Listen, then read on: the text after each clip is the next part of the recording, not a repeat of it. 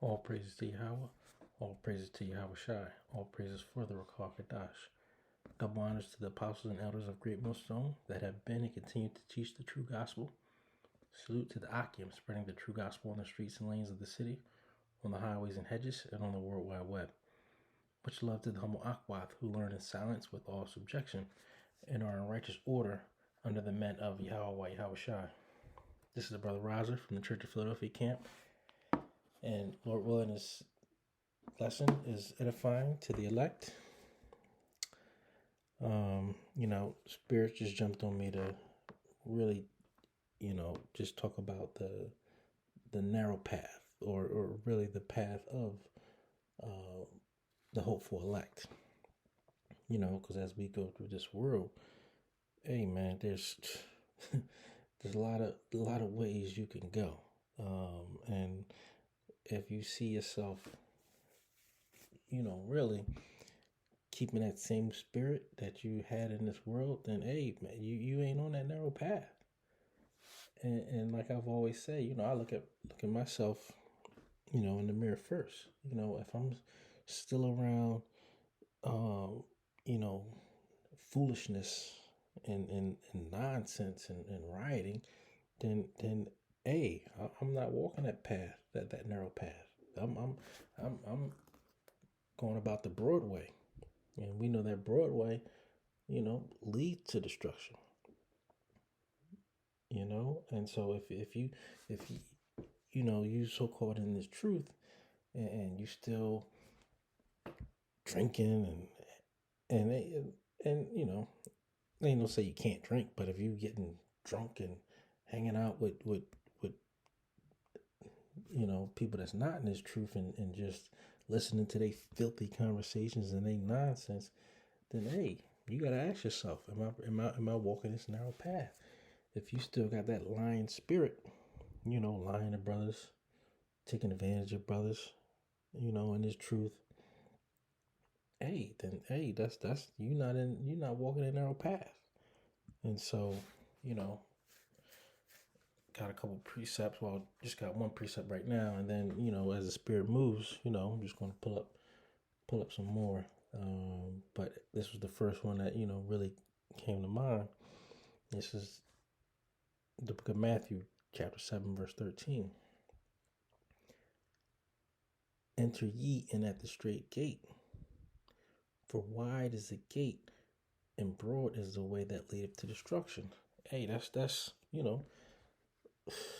like I said, living that YOLO life. Like, you only live once, and you thinking that, hey, your spirit's not going to be condemned. That's why, hey, you man of the Lord, you fear that reincarnation.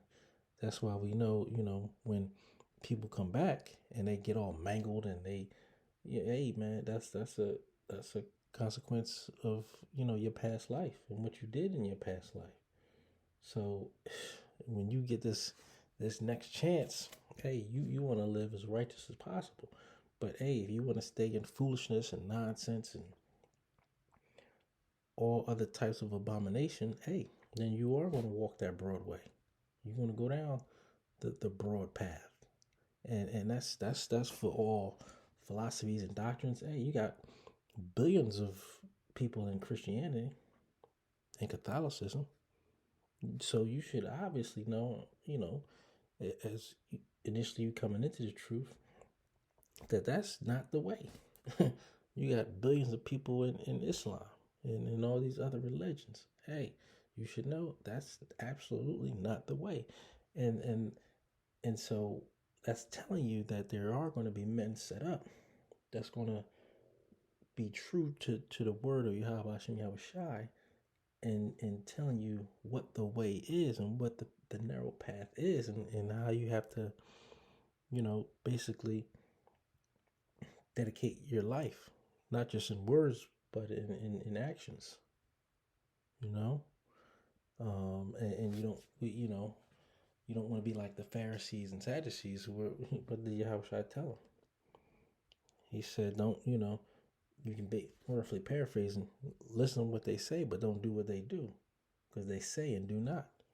So, hey, you in the truth and you going out on the highways and hedges, speaking a word, but then, you know, when everybody's away from you, you still in this world. Hey, man, you got to examine yourself. And hey, I had to begin to examine myself. And so it absolutely vexes my spirit to just be even around people that just have no holy conversation. It's annoying, actually. You know, and so if we are to be holy, which means set apart, then we should really separate ourselves from being in that company. And I'm not saying that you're not going to be around people, obviously, that's of the world, because we got jobs and we do, you know, go out here and there. But if that's what you do every single day, and you feel good about it, then hey, you then I think you need to examine yourself, because just because I have to be around them, maybe in other areas of my life, it don't mean I like it. And absolutely I don't. But what I do like is being around brothers, whether it's having classes with brothers, going over precepts and prophecies, with brothers. That's when I am the happiest.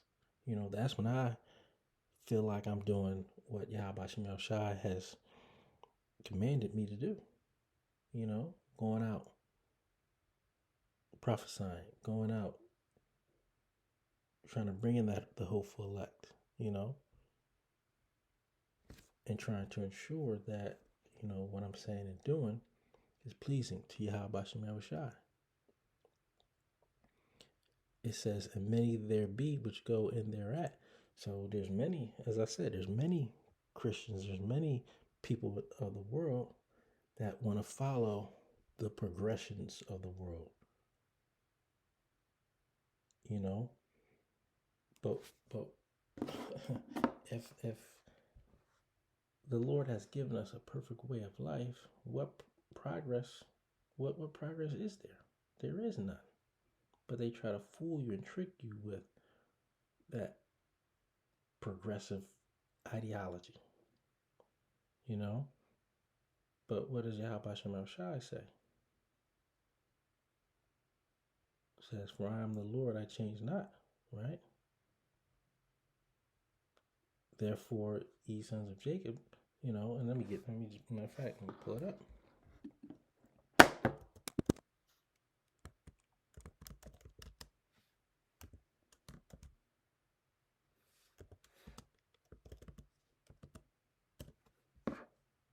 This is Malachi 3:6. For I am Yahweh, I change not. Therefore, ye sons of Jacob are not consumed.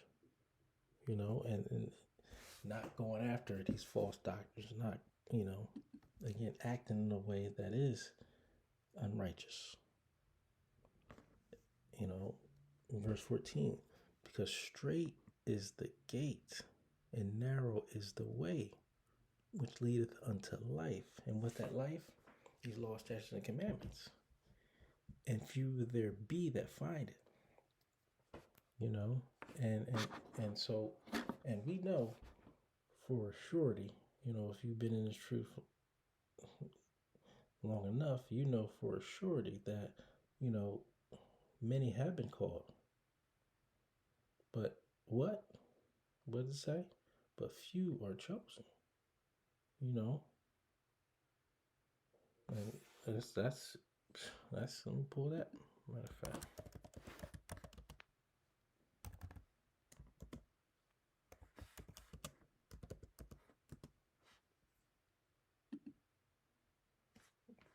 Book of Matthew, chapter 22, verse 14. For many are called, but few are chosen. Hey, you seen folks, so-called brothers that's been on fire in this truth, that could tell you, precepts from here and grab me this, and they got about 10 precepts lined up before they even say a word. Right? And hey, ain't nothing wrong with that, but I'm just saying, hey, you were called maybe for a season, but if you don't endure, and understand that, hey, this is this is not a sprint. This is basically like, you know, a marathon, not a sprint.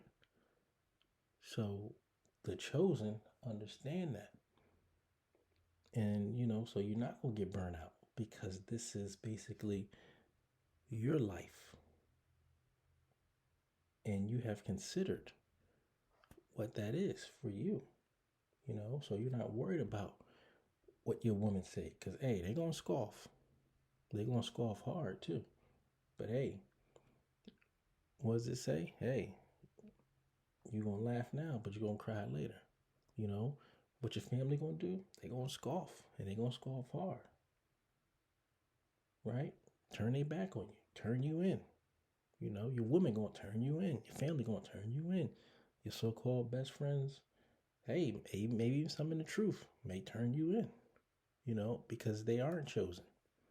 They may have been called for that season, but they ain't chosen. And so you should be able to spot that out, especially if they got a lying spirit on them, especially if they just, again, using brothers. Hey, you got to watch out for that, and pray.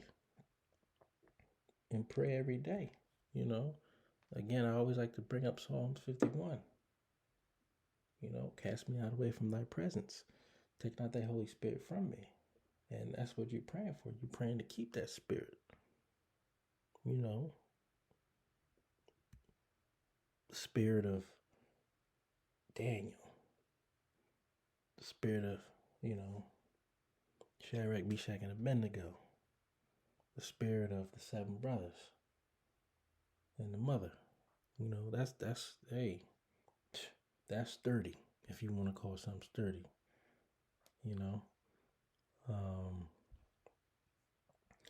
And this narrow path, again, it ain't easy. Because I'm going to tell you, it's people try to put the pressure on you, right? And they try to test you. Well, again, you know where the test is coming from. Yahweh Shem Yahushua, to see if you're going to fall back into what your woman wants you to do. With her scoffing ass, or what your friends want you to do. Oh, come on and hang out. Remember, oh man, you changed. Oh, you not, well, guess what? What did Yahweh Shem Yahushua say in terms of,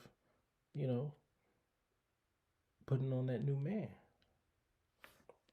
And if people aren't telling you that you changed, then and you still doing the same thing, then you didn't put on a new man. And you need to examine yourself. Because if you're putting on that new man, but what are you doing? You're putting on the whole armor of Yahweh Shem Yahushua. So that's, that's going to be the true test. But let me get that precept in terms of the new man in Ephesians, right? Yeah.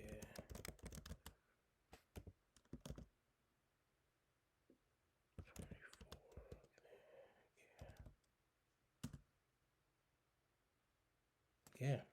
This is the book of Ephesians, chapter 4, verse 24. And that ye put on the new man, which after the power is created in righteousness and true holiness. And remember, when the Pharisees, was trying to scoff at Yahushua, and when he told them, or when they, made the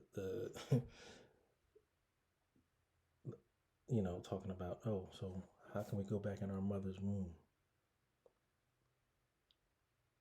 And they misunderstood what Yahushua was saying. And he was basically saying, you got to be basically put on that new man, and the fact that you have to be as little children, not that you're going to be born again into your mother's womb, but, a second time, but your mind is basically renewed, and how you think. You got to go back and erase all that nonsense that you've been taught. So you basically are like a newborn babe, and you got a desire. What does it say? Desire that sincere milk. You know, because if you don't take it like that, then guess what? You're gonna be in that broad path, and you're gonna be in that narrow path. And what does that say about lukewarm? Hey, Lord says rather you be cold or hot, because that you lukewarm, He's gonna spew you out. So eventually, you are gonna fall out and be a bug out, and have your own,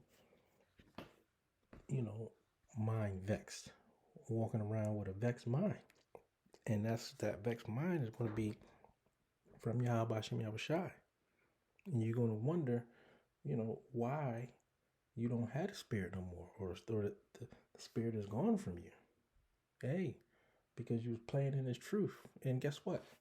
You nothing but a sign for the men of the Lord, to let us see, and to let us fear, and to make sure that we are continuing to pray. That's Psalms 51. That cast me not away from thy presence, and take not thy Holy Spirit from me. Hey, that's going to be constantly on your mind. Because, hey, what does it say? It's a fearful thing to fall into the hands of Yahweh Hashem Yahushai. It's a fearful thing. And if you don't fear that, then, hey, we going to see. And I'm going to say good luck to you, because he's a terrible power, as we know. But let me go into, I think I wanted Luke. I think I wanted Luke 13. Let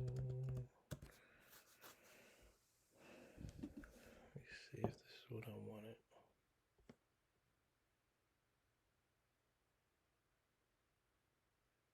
Come. So it's the book of Luke 13, verse starting at 23. Then said one unto him, Lord, are there few that be saved? And he said unto them, strive to enter in at the straight gate, for many, I say unto you, will seek to enter in, and shall not be able. So, you got people that think they're going to fool Yahweh Hashem Yahushai, and we know His eyes can see everything, right? And He's got angels around the world seeing everything that we do, and they report back. Verse 25, when once the master of the house is risen up, and hath shut to the door, and ye begin to stand without, and to knock at the door, saying, Lord, Lord, open unto us.